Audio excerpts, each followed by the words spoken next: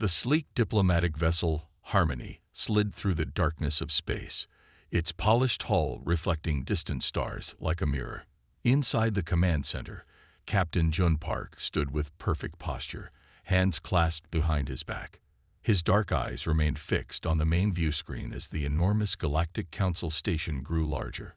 The station resembled a massive snowflake made of crystal and metal, spinning slowly against the backdrop of an unfamiliar nebula. Approaching final docking coordinates, Captain, reported Navigation Officer Minho. His fingers danced across the control panel, making minor adjustments. Captain Park nodded. Steady approach. Remember everyone, we are the first human delegation to receive a formal council invitation. The fate of Earth's standing in galactic society rests on our shoulders. Lieutenant Hannah Kim took her place beside the captain. She had spent 3 years studying known alien protocols and languages for this mission. The primary delegation will be Lysians, she said quietly. Very little information exists about them in the databases we received. They joined the Council only 80 years ago, but have quickly risen to influential positions. A soft chime indicated the docking procedure was complete. The crew moved with practiced efficiency, preparing for first contact. Captain Park straightened his midnight blue uniform and took a deep breath. "Open the airlock," he commanded. The heavy doors slid apart with a gentle hiss. The human delegation collectively gasped. 4 beings stood in the airlock tunnel. They were tall, nearly 7 feet, with slender builds that somehow suggested both strength and delicacy. Their skin shimmered like mother of pearl, shifting colors subtly with each movement. Large eyes dominated their faces, pupils expanding and contracting like camera lenses. They wore simple white garments that seemed to float around their bodies. But it was their movement that truly captivated the humans. Each small gesture flowed like water, graceful beyond any human dancer. The lead Lysian stepped forward, and Captain Park found himself unable to look away. "I am Tasik, primary diplomat of the Lysian Cooperative," the alien said in perfect English. "The Council welcomes Earth's representatives." Captain Park forced himself to respond. "Thank you for this honor. I am Captain Jun Park, representing the United Earth Government." As the human delegation followed the Lysians through the station's gleaming corridors, Park noticed his crew members struggling to maintain professionalism. Science Officer Hyun couldn't stop staring at a female Lysian's flowing movements. Lieutenant Kim repeatedly lost track of conversation, mesmerized by the changing colors on Tazik's skin. The main council chamber was a vast dome, filled with representatives from dozens of species. Some resembled Earth creatures, reptilian, insectoid, or mammalian, while others defied easy categorization. The Lysians guided the humans to their designated speaking area. "Earth will present its petition for resource access in the Proxima system," announced a translator device. Captain Park stepped forward, but found his carefully prepared speech harder to recall than expected. The Lysian representatives sat directly across from him, their perfect features moving in that hypnotic way. He stumbled through his opening remarks, losing his place twice. Similar problems plagued the 3-day negotiations.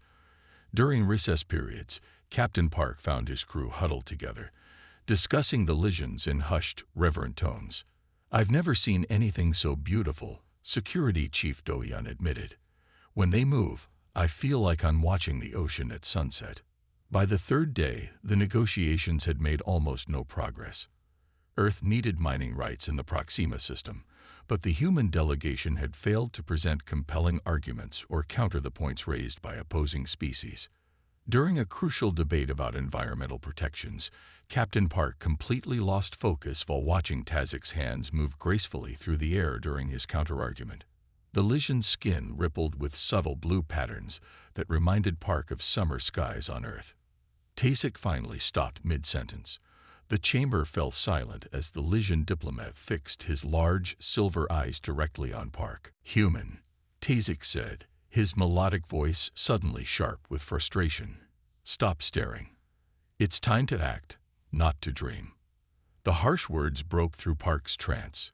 He blinked rapidly, embarrassment washing over him as he realized every alien representative was now looking at him.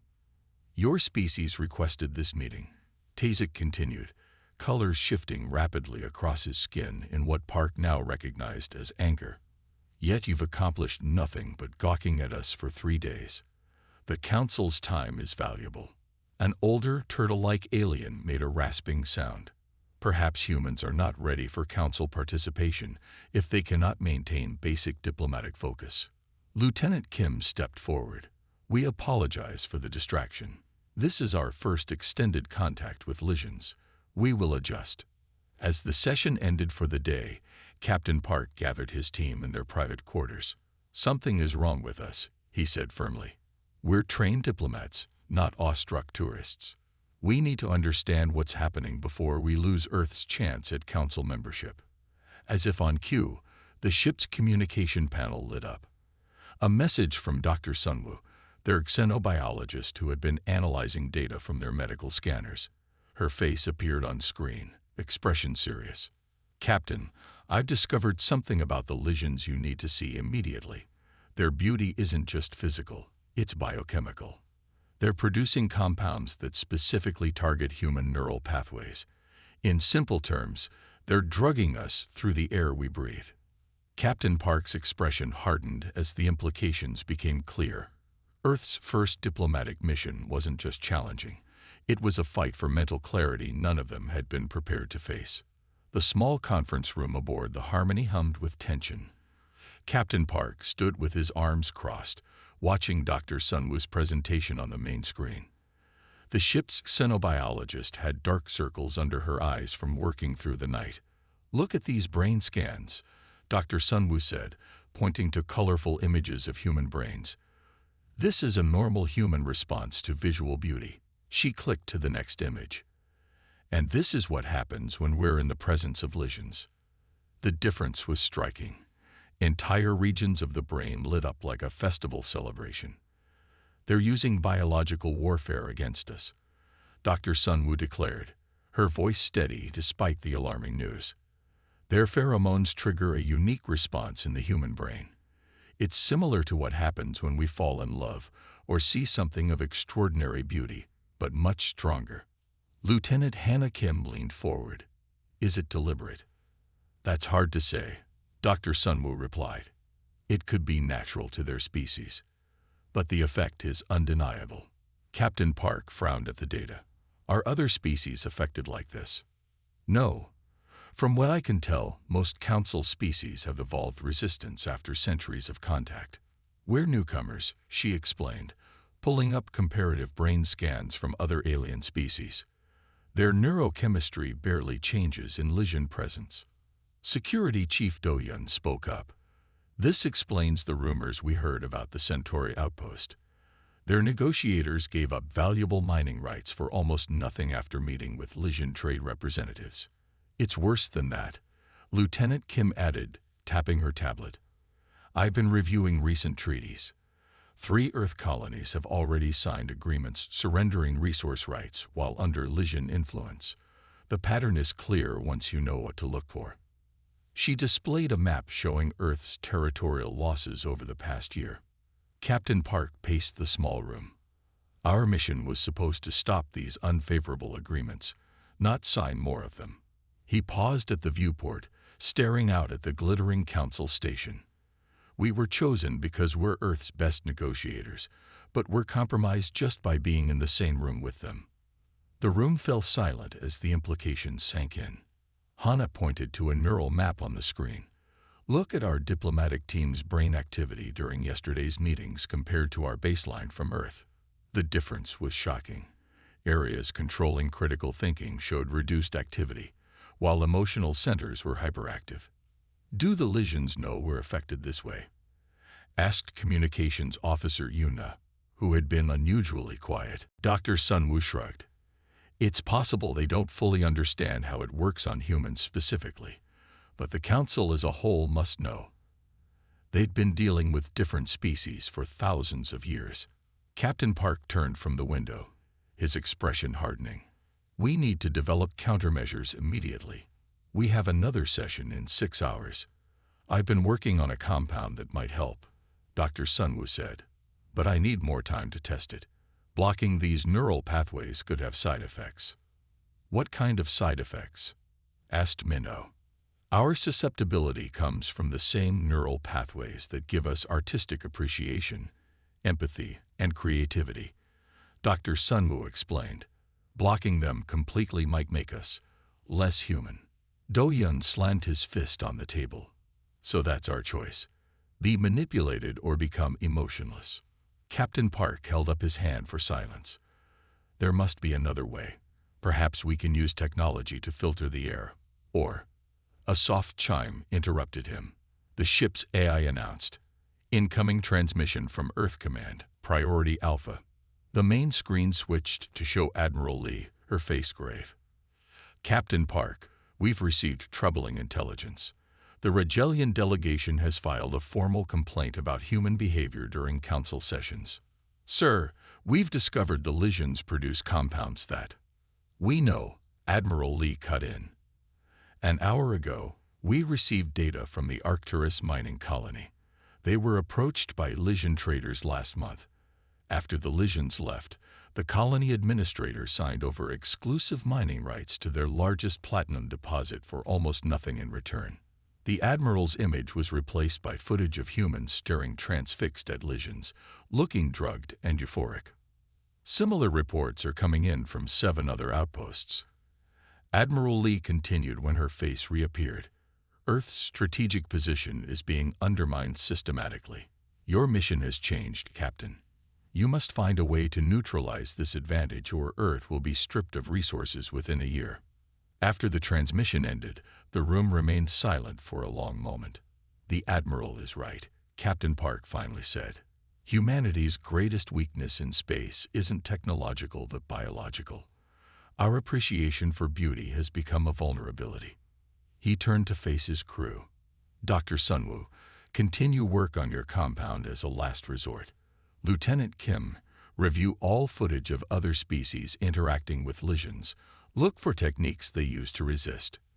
Do-Yun, I want options for protective gear that won't offend council protocols."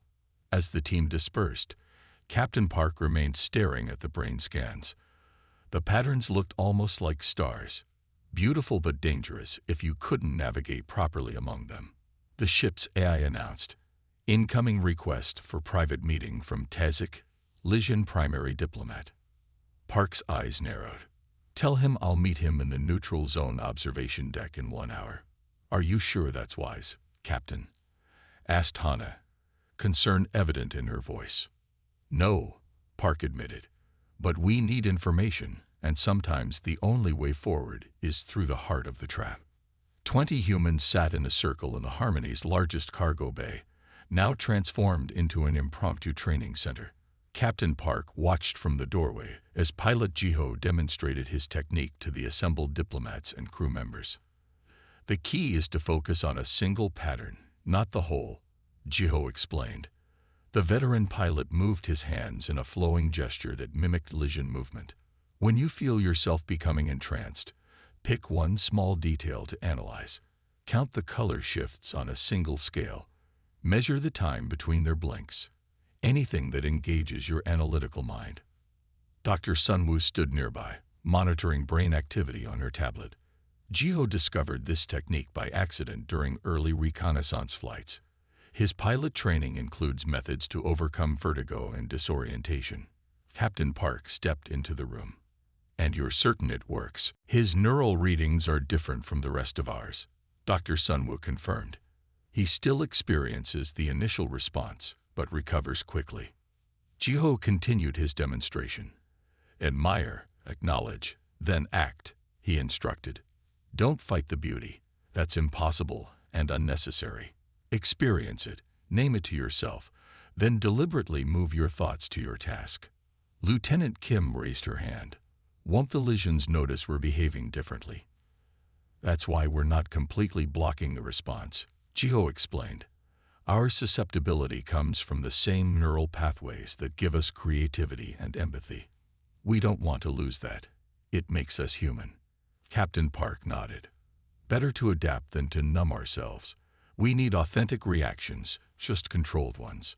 The meeting with Tasik the previous day had been revealing. The Lysian had seemed genuinely surprised when Park mentioned the effect their presence had on humans. "We are aware our appearance pleases many species," Tasik had said, his skin rippling with curious patterns. "But the level of disruption you described is unusual." Whether this was truth or diplomatic maneuvering remained unclear. Dr. Sunwoo activated the room's environmental controls. "I'm introducing a diluted sample of Lysian pheromones now. Remember Jiho's technique." The effect was immediate. Several diplomats stiffened, their eyes widening with wonder. Others struggled to maintain focus, their gaze drifting as the gentle compounds filled the air. "Choose your detail," Joe called out. "Acknowledge the beauty, then redirect your attention." Park felt the familiar pull himself, a dreamy fascination, a desire to simply bask in the sensation. He focused on the chronometer on the wall, counting seconds. 1, 2, 3. The entrancement faded, not completely, but enough to function. Around the room, results varied. Some diplomats quickly regained composure, while others continued to struggle. The oldest negotiator, Minister Yuma, seemed particularly affected. "Again," ordered Captain Park after the air had been cleared, "we need everyone operational before tomorrow's council session." They practiced for hours. By the sixth exposure, even Minister Yuma could maintain a conversation while exposed to the compounds. "This is just the beginning," Dr. Sunwoo cautioned during a break. "The samples I'm using are much weaker than actual Lysian presence, and prolonged exposure may overcome our defenses." "It's still progress," Park insisted, "enough to buy us time during negotiations." As the training session continued into the ship's night cycle, none of them noticed the small maintenance drone hovering near the ceiling. Its sensors recorded everything, transmitting data through encrypted channels to an unknown receiver. Deep within the council station, Tasik viewed the footage with interest. His skin shifted to thoughtful blues and greens. "Fascinating," he murmured to his assistant. "They've identified the effect and are developing countermeasures already." "Should we alert the Security Council?" his assistant asked. "The humans could be considered a threat if they become immune to influence." Tasik's eyes contracted slightly. "Not yet. I want to see how they approach this problem." The next morning, the human delegation entered the council chamber with new purpose. They had practiced for hours, developed a system of subtle signals to help each other, and taken turns as designated clarity monitors to watch for signs of entrancement. The session began with trade negotiations for the Proxima system. As the Lysian representatives made their arguments, Captain Park felt the familiar pull of their beauty, but employed Jiho's technique. He focused on counting the number of times the lead negotiator used the word resources. Beside him, Lieutenant Kim delivered Earth's counter-proposal without a single lapse in focus. The reptilian Vorix delegates glanced at each other in surprise. "The human position has clarified overnight," observed the Vorix trade minister, her forked tongue flicking out suspiciously. The negotiations proceeded more effectively than any previous session. By midday, Earth had secured preliminary mining rights to 2 asteroid belts previously considered lost causes. During the recess, Tasik approached Captain Park in the refreshment area. The Lysian moved with his characteristic grace, but Park maintained steady eye contact instead of watching the mesmerizing flow of his limbs. "Your delegation has undergone a remarkable transformation," Captain Tasik said. "Most interesting." "We're simply becoming accustomed to council procedures," Park replied carefully. Tasik's skin rippled with what Park was learning to recognize as amusement. "Is that all?" "Perhaps humans adapt more quickly than anticipated." As Tasik glided away, Park noticed several other species watching the exchange with obvious interest. Word was spreading about humanity's sudden improvement. That evening, as the Earth delegation returned to their ship, they found a formal message waiting. An emergency full council session had been called for the following day. The subject, concerning the adaptation capabilities of emerging species. "They've noticed," Lieutenant Kim said quietly. Captain Park nodded. Good. Now we'll see who considers our adaptation a feature, and who sees it as a threat. The Grand Council chamber hummed with tension. Unlike previous sessions held in smaller meeting rooms, this emergency gathering took place in the heart of the station, a vast circular hall with tiered seating for representatives of all 27 council species. Captain Park and his team entered through massive doors that sealed behind them with an ominous hiss. Quite the turnout, Lieutenant Kim whispered, scanning the alien faces. Some were familiar from previous negotiations, others completely new. At the center of the chamber stood a raised platform where the council elders sat, 5 ancient beings from the founding species. Their wizened faces betrayed no emotion as the humans took their designated position. The emergency session regarding Earth's status is now commenced, announced the central elder, a Marikai with silvery skin and eyes that had witnessed centuries of galactic politics. The Vorx representative, a reptilian being named Sith, was the first to speak. His scales shimmered under the chamber lights as he rose from his seat. Esteemed Council, we face an unprecedented situation. The humans are developing resistance to biological influence patterns that affect all sentient species. Murmurs rippled through the assembly. Our surveillance confirms they have been conducting training to overcome their natural response to Lysian pheromones. Sith continued, his forked tongue flicking between words. This constitutes a threat to council stability and established diplomatic protocols. Captain Park stepped forward, keeping his eyes fixed on the elders rather than the Lysian delegation seated to his right. He could feel their presence, a gentle pull at the edges of his awareness. But the training held. The human delegation requests the right to address these concerns, Park said firmly. The central elder nodded. Granted. Respected members of the council, Park began. Earth does not seek to disrupt established protocols.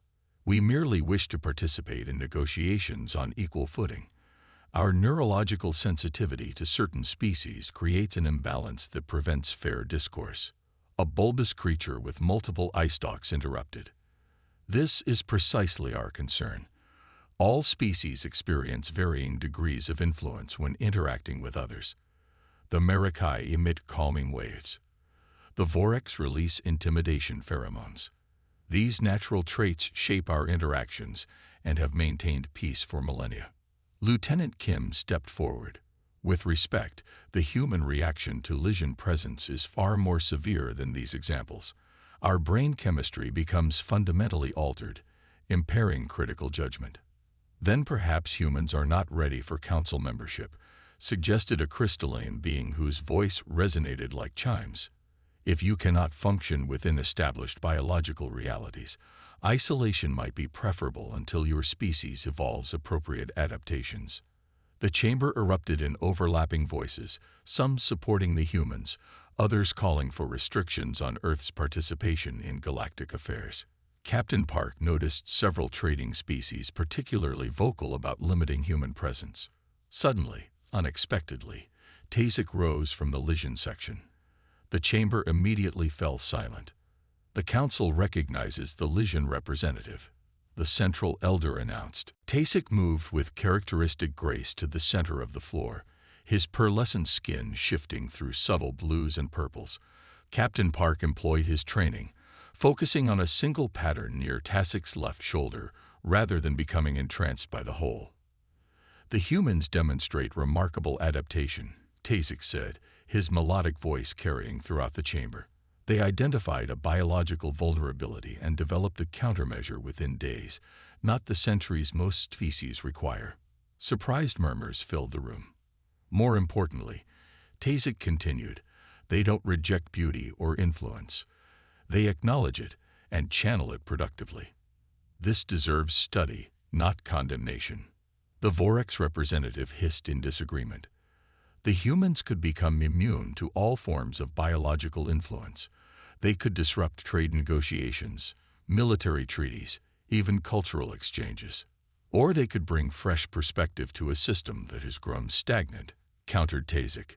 When was the last time the council welcomed a species that challenged our assumptions? The central elder raised a hand for silence. This debate could continue indefinitely.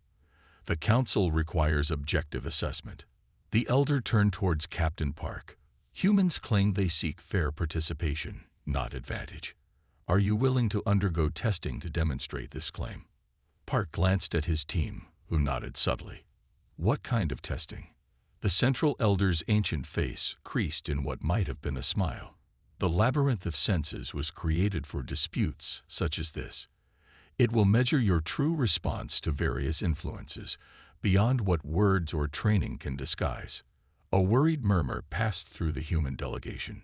None of them had heard of this test. The labyrinth reveals truth, the elder continued. If humans can appreciate sensory experiences without becoming incapacitated by them, they may join as equals. If not, restrictions will be imposed for the safety of all. Captain Park straightened his shoulders. We accept your challenge. Very well, the elder said. Select 3 representatives to enter the labyrinth. You have 1 planetary rotation to prepare. As the session adjourned, Captain Park led his team back to their ship.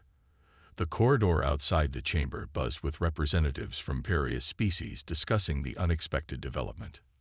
What exactly is this labyrinth? Park asked once they were safely aboard the Harmony. Dr. Sunwoo was already searching the database. There's almost nothing here, just vague references to a testing chamber used rarely in Council history. Tazik defended us. Lieutenant Kim said thoughtfully, why would Elysian speak in our favor? Captain Park stared out the viewport at the glittering station. That's what I intend to find out before we enter this labyrinth. Whatever game is being played here, I suspect we're still missing crucial pieces. The ship's communication system chimed. Incoming message from Tazik, Elysian primary diplomat. Priority. Confidential. The entrance to the labyrinth of senses resembled a simple archway carved from a single piece of opalescent stone. It stood at the end of a long corridor deep within the council station, far from the diplomatic areas. Captain Park, Lieutenant Kim, and Dr. Sunwoo approached with measured steps, their faces showing determination despite the uncertainty ahead. Remember what Tazik told us, Park said quietly. The labyrinth doesn't test resistance, it tests integration. Their private meeting with the Elysian diplomat the previous night had been illuminating. Tazik had explained that the labyrinth presented overwhelming sensory experiences designed to provoke powerful responses. Many species attempted to shield themselves completely, which was precisely the wrong approach. The Council doesn't fear species who experience beauty, Tazik had said. They fear those who either become slaves to it or reject it entirely. A small delegation of Council representatives watched as the humans prepared to enter. Among them stood the central elder and Tazik, whose skin rippled with what Park now recognized as a pattern of concern. The labyrinth adapts to each species, the elder explained.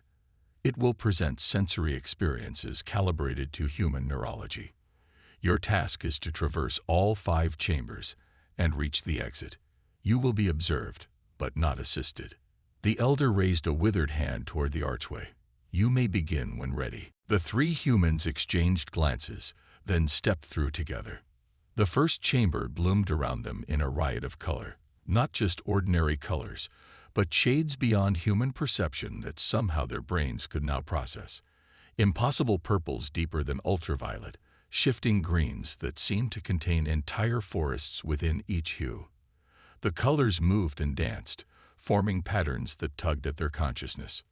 Dr. Sunwoo gasped, her scientific mind overwhelmed by the impossibility of what she was seeing. Lieutenant Kim froze, her eyes wide with wonder. Captain Park felt the pull, the desire to simply stand and stare for hours. Instead, he remembered their training. Acknowledge, then act, he said firmly. It's beautiful, but we have a purpose. He took Kim's arm gently. Hana, find the pattern that leads to the exit. The lieutenant blinked, then nodded. She studied the flowing colors with new intent, noticing how certain sequences repeated. There, she pointed, where the deep blue meets that gold-silver shade. They moved forward together, affected but determined. As they approached the indicated spot, a doorway materialized. The second chamber assaulted them with sound, harmonies so perfect they brought tears, discordant notes that somehow resolved into transcendent melodies, music that seemed to tell the history of worlds long dead and civilizations yet unborn. Dr. Sunwoo took the lead this time. Listen for repetition, she instructed, her scientific training helping her analyze rather than simply experience. The exit will be marked by a pattern. They moved through the chamber of sound, using the emotions it evoked as guides rather than obstacles. The third chamber filled with fragrances, some achingly familiar like earth rain on summer soil, others completely alien yet triggering profound emotional responses. Memories surfaced unbidden, childhood homes, first loves, moments of triumph and loss. Park felt tears streaming down his face as he smelled something that reminded him of his grandmother's garden. He acknowledged the beauty of the memory, then focused on finding the path forward. The fourth chamber was tactile, surfaces that changed temperature and texture in ways that triggered pleasure centers in the brain. The humans moved more slowly here, their training stretched to its limits. Yet they continued, supporting each other when one would become momentarily entranced. Final chamber ahead, Park said as they approached another doorway. Whatever happens, remember, feel it, acknowledge it, then act. The fifth chamber was empty except for a single figure in the center, Tazik, or rather, a perfect simulation of him. The Lysian's beauty was magnified, his every movement a poem, his skin displaying colors that harmonized perfectly with the human's emotional states. This is the final test, the simulation said, its voice music given form. Many species try to ignore me completely. Others become lost in admiration. What will humans do? Park stepped forward. He allowed himself to fully appreciate the Lysian's beauty for 3 breaths, then spoke clearly. We see you. We acknowledge your beauty. And now we act. He extended his hand. We would walk with you to the exit, neither ignoring your presence nor being controlled by it. The simulated Tazik's skin rippled with what appeared to be surprise, then pleasure. An unexpected response, it said, taking Park's offered hand. Together, the 4 figures walked to a doorway that appeared in the far wall. They emerged into a small chamber where the council observers waited. The central elder's ancient face showed genuine surprise. Remarkable, the elder said. Most species either shield themselves completely or become incapacitated. You chose a third path. The real Tazik stepped forward, his skin glowing with bright patterns. I suspected as much. Humans don't just resist beauty. They incorporate it. What happens now? Lieutenant Kim asked. The elder gestured toward a document hovering in midair. The Council grants humans full membership, acknowledging your unique ability to be moved by beauty, while still taking decisive action. Later, as Earth's new status was being formalized, Tazik approached Captain Park privately. There's something you should know, the Lysian said quietly. My species was once like yours, overwhelmed by beauty, but evolved beyond it. In doing so, we lost something precious, the ability to be truly moved while remaining functional. Park studied the alien's perfect features with new understanding. Is that why you defended us? Tazik's skin rippled with soft blues. Perhaps your species has found the balance we lost. To appreciate deeply while still acting purposefully may be humanity's greatest gift to the galaxy. Park smiled. Maybe dreaming and acting aren't opposites after all. Other representatives began speaking, comparing what they had experienced to the Council's official history. Discrepancies emerged. Lies were exposed. Centuries of manipulation became clear. Voss, watching from the sidelines, grew increasingly agitated. Guards, he commanded, end this emotional manipulation immediately. Security forces moved forward, weapons raised. Then, one by one, they lowered their arms. To Voss's shock, his own officers removed their weapons entirely. We've seen the truth, said his second in command. This isn't a threat. It's an opportunity our civilizations have been too frightened to embrace. Voss looked around frantically, seeing his control slipping away. This is treason. The Council has maintained order for millennia. Through fear, Daz said quietly. Through lies. Through hiding emotional truths that might threaten your power. The chamber had transformed. Representatives who had arrived as prosecutors now looked at the Liliri with newfound understanding. Some approached Rill and the other elders, asking questions, seeking further connection. Voss stormed out, his few remaining loyal guards following. But the damage was done. The unified front against the Liliri had shattered.